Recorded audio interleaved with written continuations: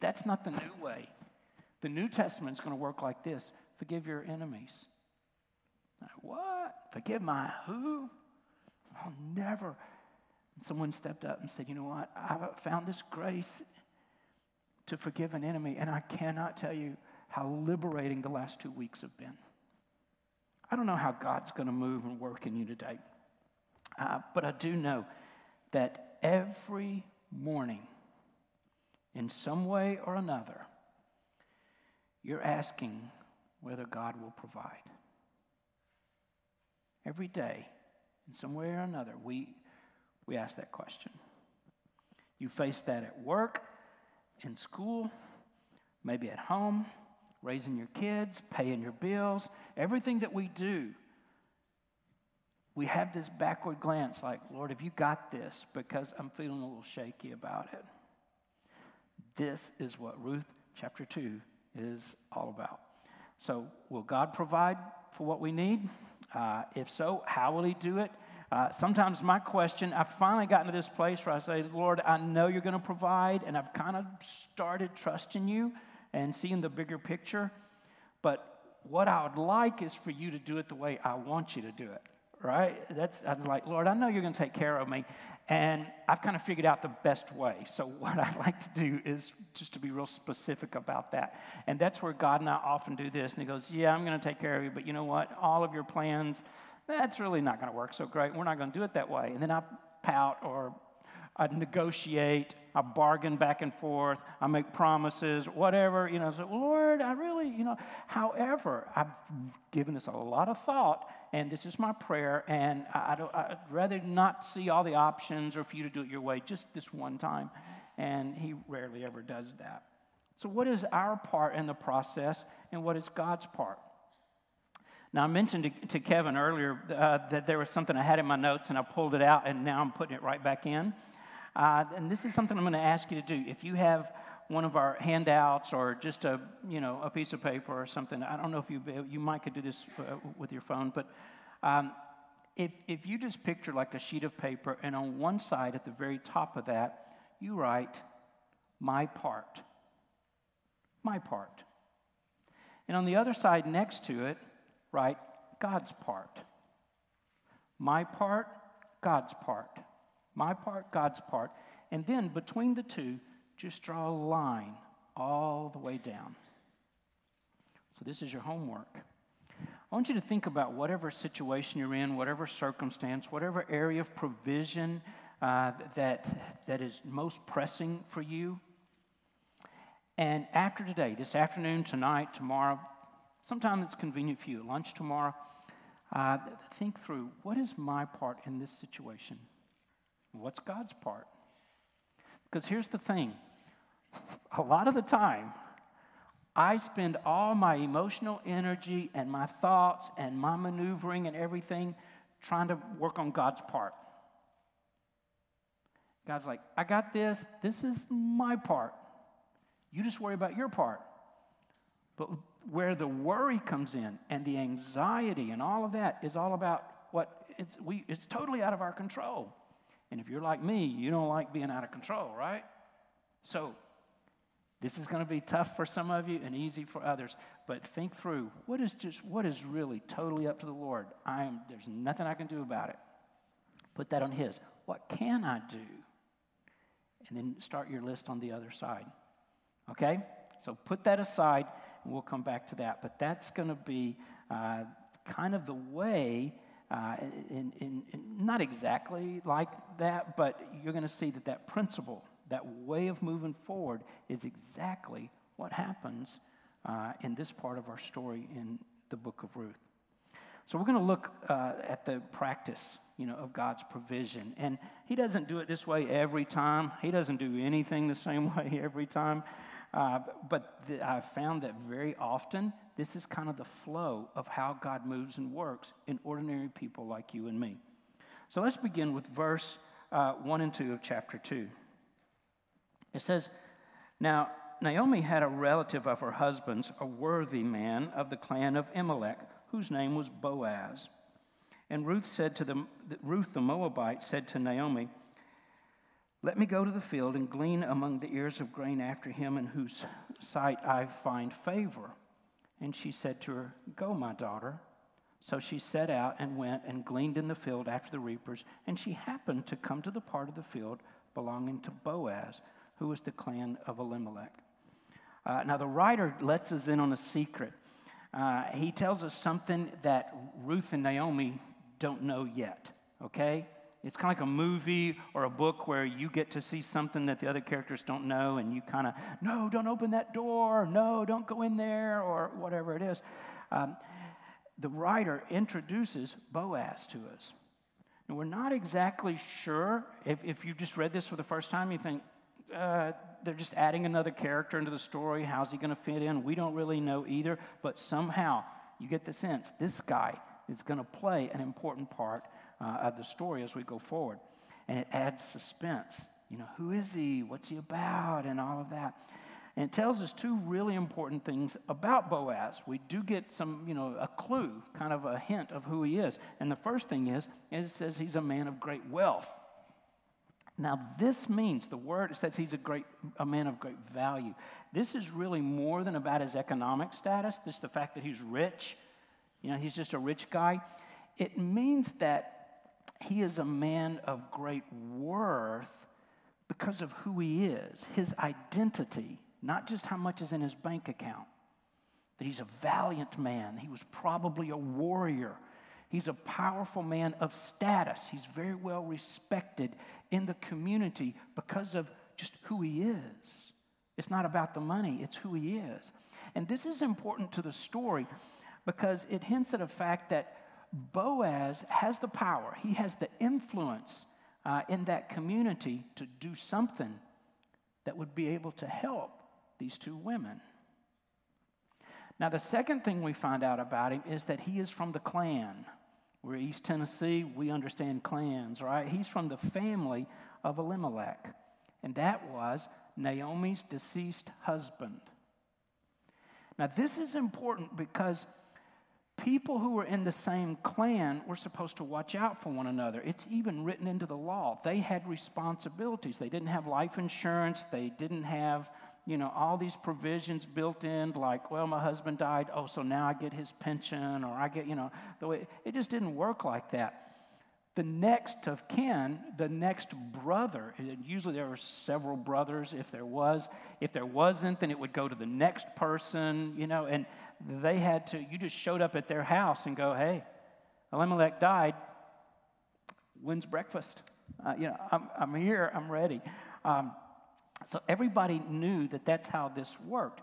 Well, he is of this family, and they really haven't figured that part out yet.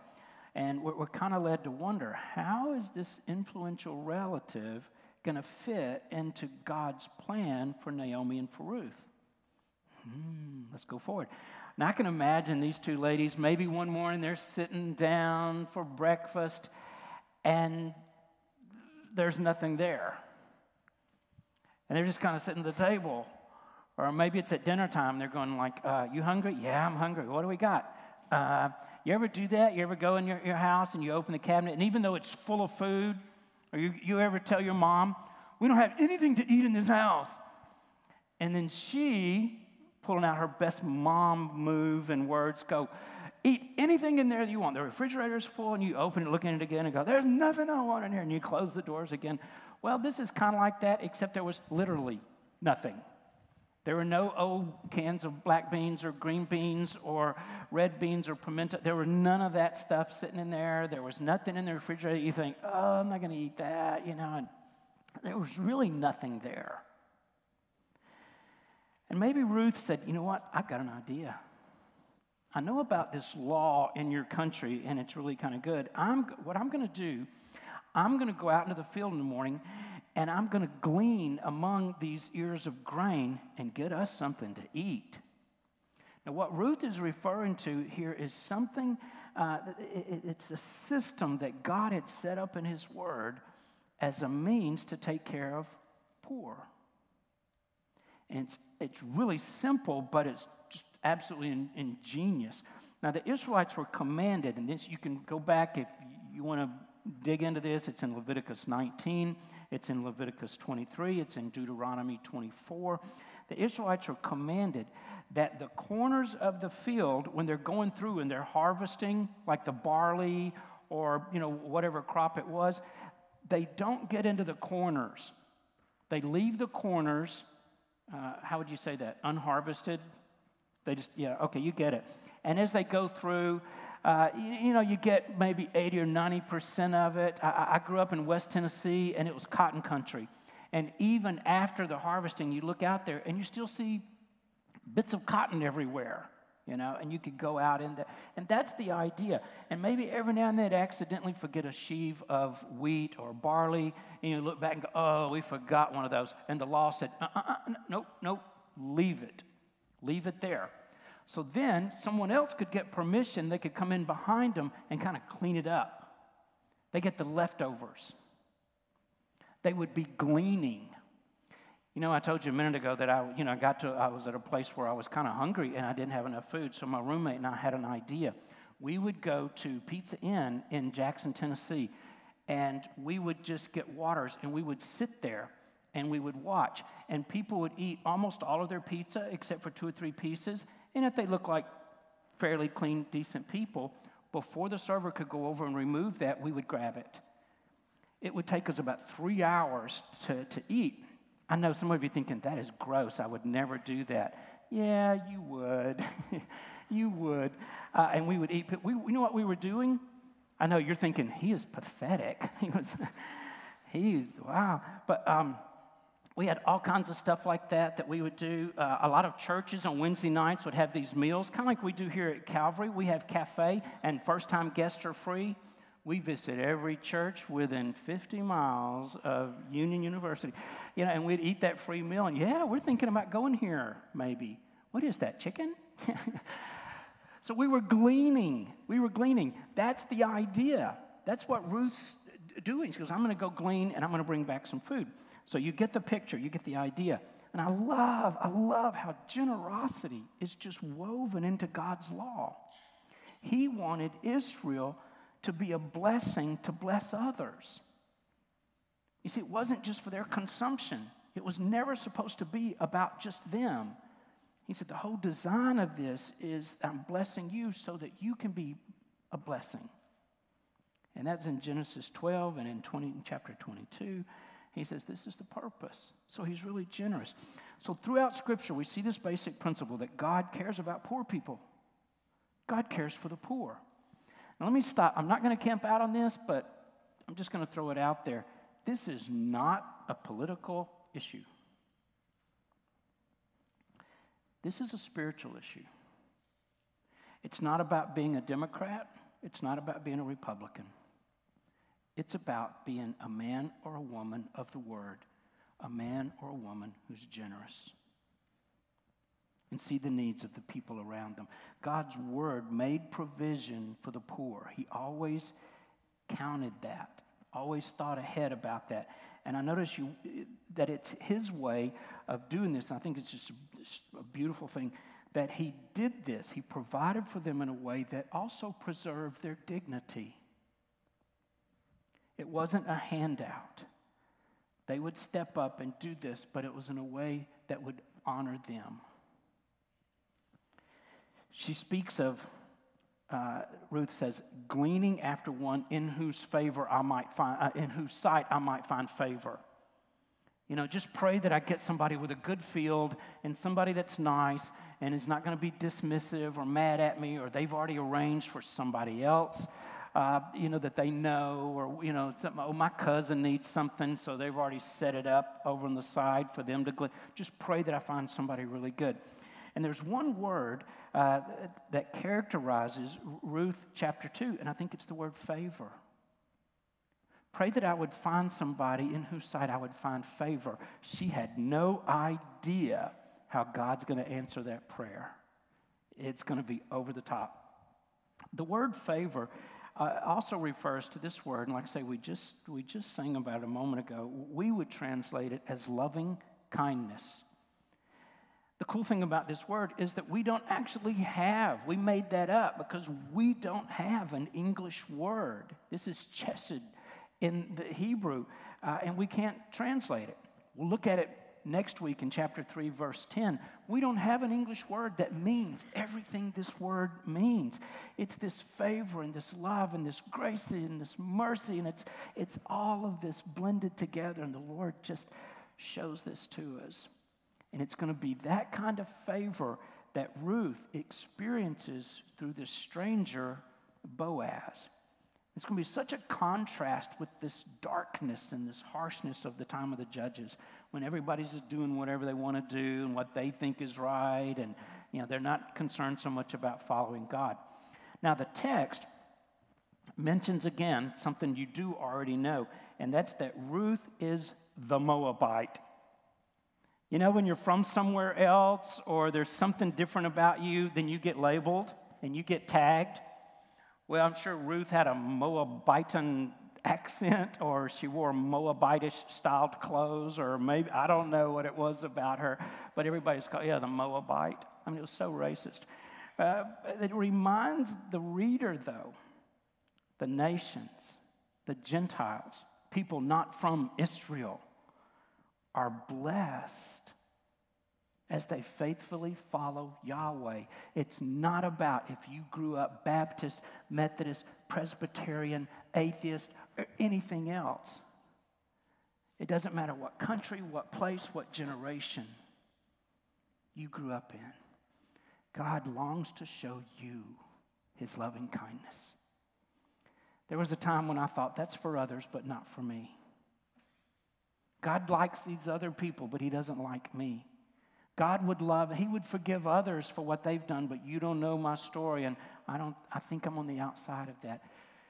You're not on the outside of that. God loved this Moabite girl so much. And he's going to use this foreigner, this Moabite, to bless not just people. I love this. This is kind of the irony. God's going to use a Moabite woman to bless Israeli people. He's going to use a foreigner to bless all the folks at home. Isn't that great? So let's see what happens next. Look at verse 3. Let's go to 4. We just read that, 4 to 7. And behold, Boaz came from Bethlehem, and he said to the reapers, "The Lord be with you." And they answered, "The Lord bless you." Then Boaz said to his young man who was in charge of the reapers, "Whose young woman is this?" And the servant who was in charge of the reapers answered, "She's the young Moabite woman who came back with Naomi from the country of Moab." She said, "Please let me glean and gather among the sheaves after the reapers." So she came, and she has continued from early morning until now, except for one short rest. I was going to make a millennial joke there, but I'm just kidding. I'm not going to. But she had worked all day, had taken one coffee break, and then back into the field she went. Please don't be offended. Just messing with you. Lighten up. Okay, I'm kidding. One of the things that I noticed, remember, we know something about Boaz that Ruth doesn't know yet. And right now, there's something kind of exciting that's starting to go, that's beginning to happen. He's a relative. He's a man of worth.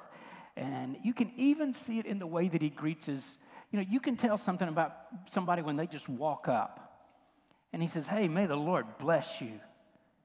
Good morning, everybody. God bless you." And they say back to him, "Well, the Lord bless you." And he just immediately creates this atmosphere, this environment that's pointing people to the Lord. So I think those around him liked him, and even just the way he greeted his workers. He's not just a man's man, he's God's man. And everybody knew that. And there was a joyfulness about him.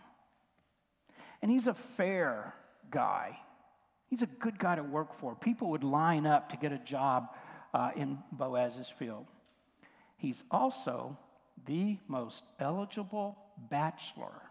He could be on that show that you watch. He was the most eligible bachelor. Don't you know that every woman in Bethlehem, every mother of every unmarried daughter, was bringing him plates of cookies, if they ate cookies back then. But Boaz, why don't you come over and have dinner? This is my daughter, Elvira, and she's... here's Ruth. She's not playing any of those games. She's not being flirty. She's just showing up. And she hadn't planned to go to Boaz's field. She didn't know who this guy was. She just chanced upon that as she's trying to make a living. She's like, I got to have a job, and I'm just going to get out there and work. I'm going to make this happen so we can have something to eat. Now, we know, of course, that even though, what Ruth didn't know, she didn't have a plan, but God did. God had a plan. God is at work here. And one of the exciting things that I love when I'm saying this is that right at this very moment, God has a plan, and he's probably working that in so many lives in this room, and you don't even know it. And maybe in a month or a year, you're going to come back and say, you remember that? Well, I had no idea that sitting on the same row with me, might want to look over, just up and down. God might be working something that you don't see right now, but he's at work. Now, I was at 2 weddings this weekend. It's what I do in my off time. And I always do counseling leading up to the wedding. And as a part of that counseling, I get to hear couples' stories. And I just love how God gets people together in so many different ways. And each story is just unique and special. This couple said, well, we met online, and don't tell people that. And I said, no, that's okay. They met online. This one, their mama fixed them up with somebody. And this one, these 2 people thought, oh, you know who would be perfect together? Do you have people like that in your life? Your aunt, your mother, your roommate. And they go, oh, you know what? You got him. And no, I'm not going to do that. Yes, you are. And that's, all these. There's just so many different ways that all this comes together. For some of you, you're from here, so maybe it was at a family reunion. I don't know. I'm just kidding. I'm just kidding. Okay, now, Boaz happens to visit the field at the right time. Look at he just happens to show up at the field at that time. And the writer kind of gives it away a little bit because he says, now behold. I mean, he does this right. Oh, and Boaz went over to the field. He goes, oh, wait, stop. Listen to this. Boaz showed up at the field right then. So he's kind of giving us an indication something really, really awesome's about to happen. Now, for us, will Boaz, you could see if this were a soap opera, will Boaz notice Ruth? Will they somehow meet? Will anything come? Tune in tomorrow. Sure enough, Ruth catches Boaz's attention. And it doesn't take long for Boaz, you know what he noticed? What stood out? What really jumped in him? The first wedding that I was a part of just a couple of nights ago, right in this very spot, it was Anne-Marie and Khalid. Khalid Abdul Rahman is just one of the sweetest guys you ever want to meet. And they're starting their honeymoon. But she said, they were at the lake, and they said, we got to tell you about this guy. And they're telling all these things. And she's thinking, okay, that sounds really great. I like that. But then they said, and he really loves and takes care of his mother. And for some reason, that got her attention.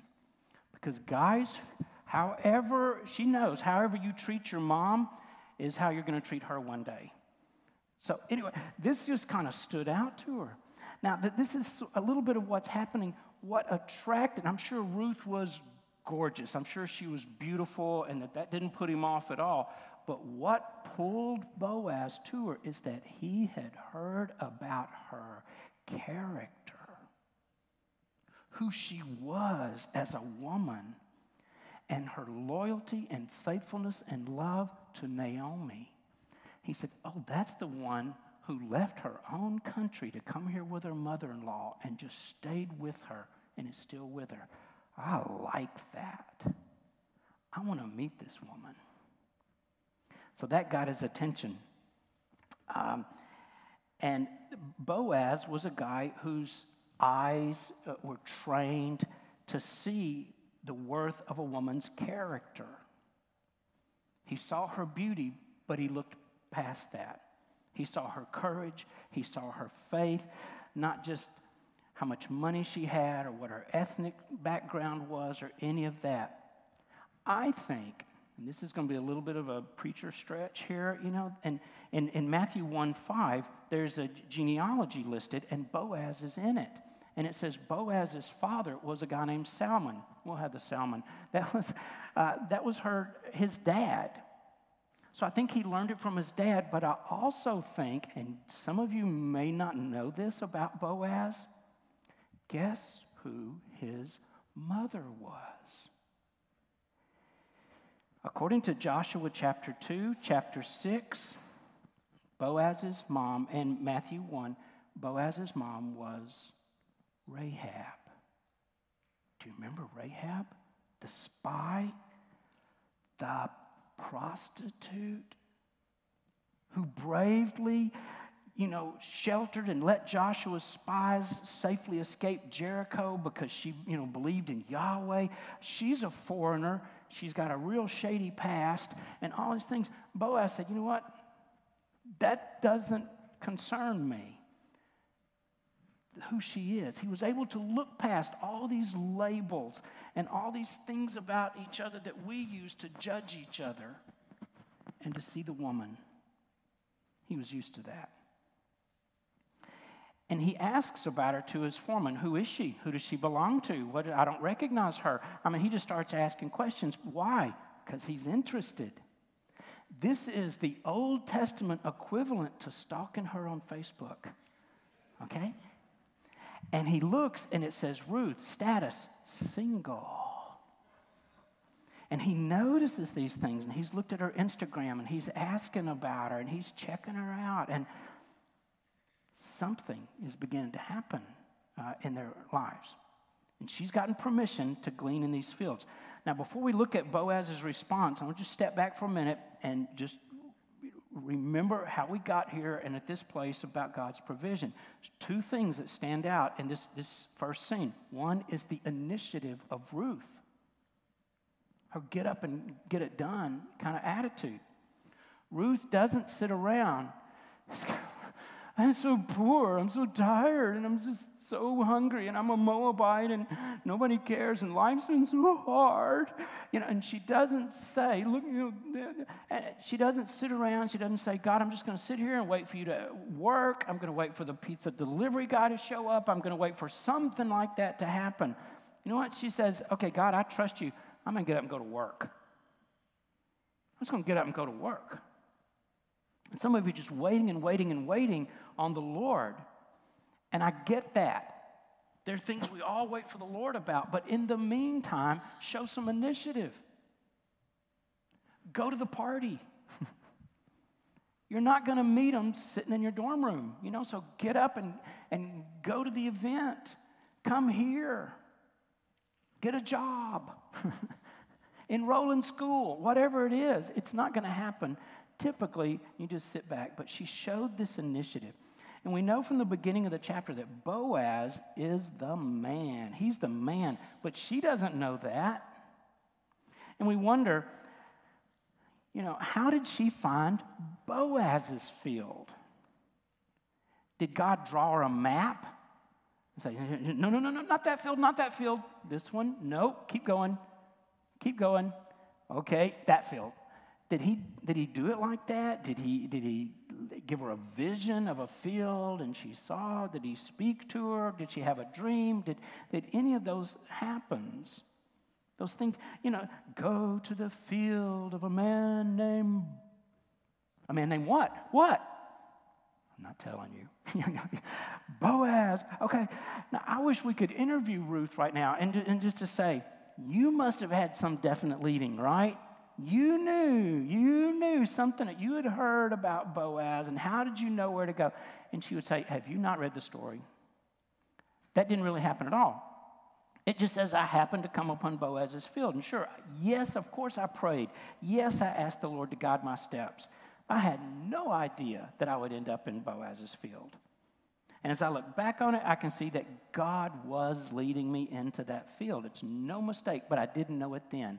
How many times has that happened in your life?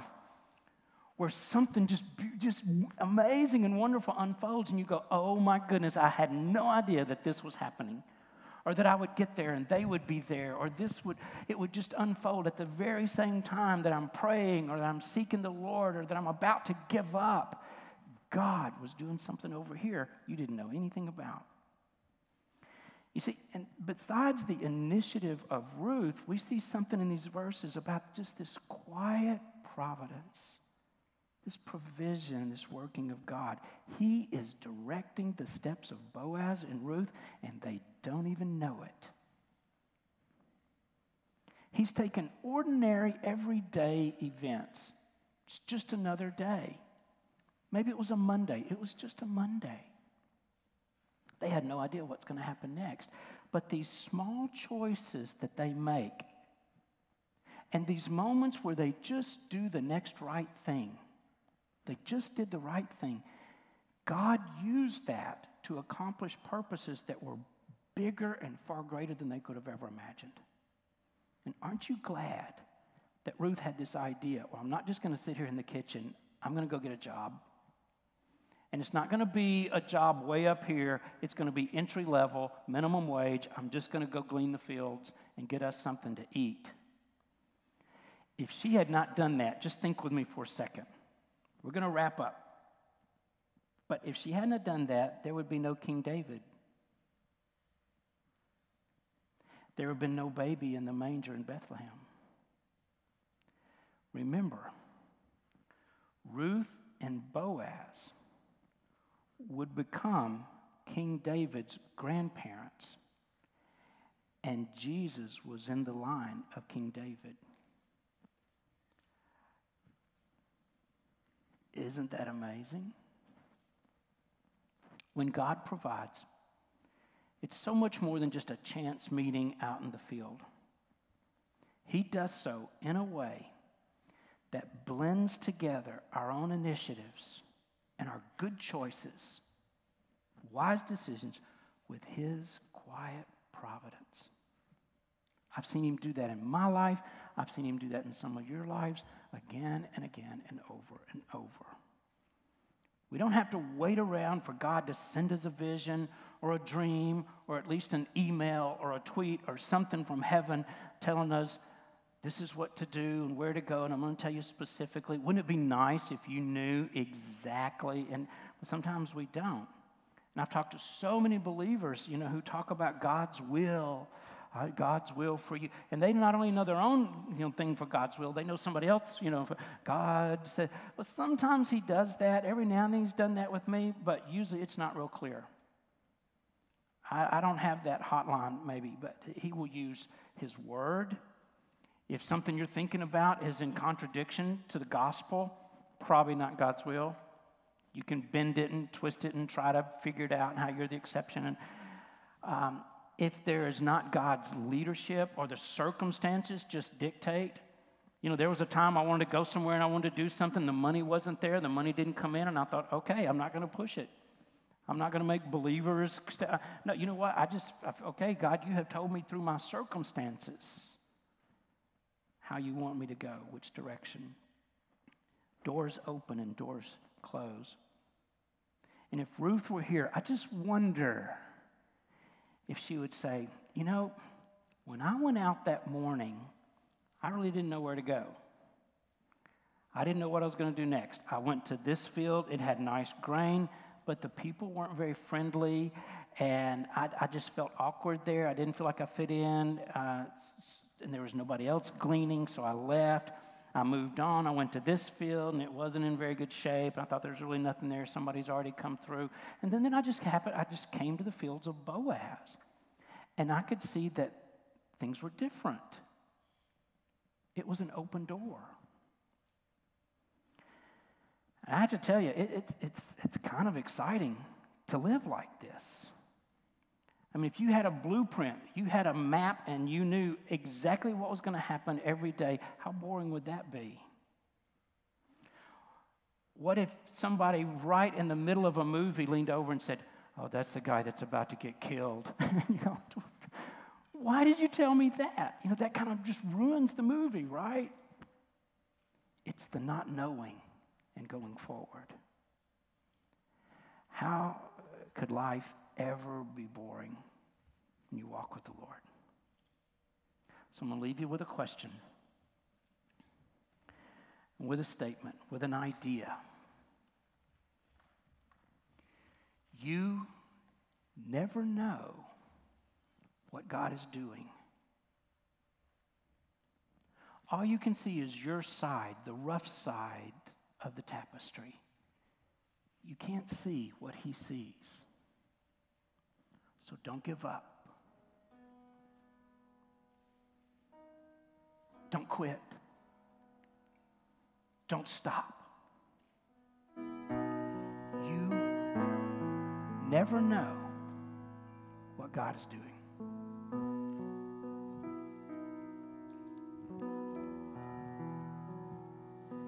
Let's stand.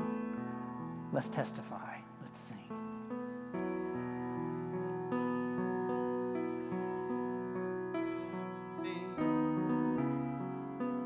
Lift up your hands, receive it now. Here in the presence of the Lord, mercy is falling, falling. Lift up your hands, receive it now. Here in the presence of the Lord, I know your past is broken. You can move on, it's over now. Here in the presence of the Lord, I know your past is broken. You can move on, it's over now. Here in the presence of the Lord, tired of running, be still and know He's in control. Here in the presence of the Lord, pour out your heart before Him. Open your arms, He'll hold you now. Here in the presence of the Lord.